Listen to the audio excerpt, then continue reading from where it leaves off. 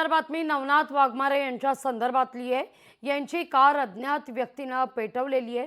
जालना शहरातल्या नीलमनगर भागात हा सगळा प्रकार घडलेला आहे। आग वेळीच विझवली त्यामुळे अनर्थ टळलाय। जरांगे असेल, शरद पवारांच्या विरोधात असेल, कारण की सत्य बोलणाऱ्याच्या विरोधात असे कृत्य होत असतात। शरद पवार असतील, अजित पवार असतील, एकनाथ शिंदे असतील, ह्या समर्थकांचा आणि विशेषतः मनोज जरांगे, बिंडोक असणारा जरांगेचे असे समर्थक या राज्यामध्ये अनेक फोफावलेले आहेत आणि यांच्या माध्यमातून हे कृत्य झाले। कारण की माझी गाडी गेल्या म्हणजे काल म्हणजे दुपारी 5 वाजल्यापासून तर आजपर्यंत अक्षरशः बंद असून झाकून ठेवलेली होती। मी आज दौऱ्यावर असताना सुद्धा माझ्या गाडीमध्ये गेलो नव्हतो, दुसऱ्या गाडीमध्ये होतो आणि ही गाडी काल 5 वाजल्यापासून इथे उभी होती।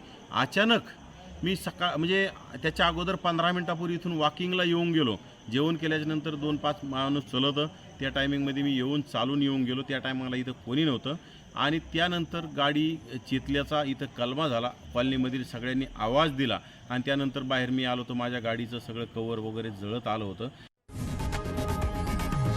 लोकशाही मराठी ऐका, पहा, जागरूक रहा।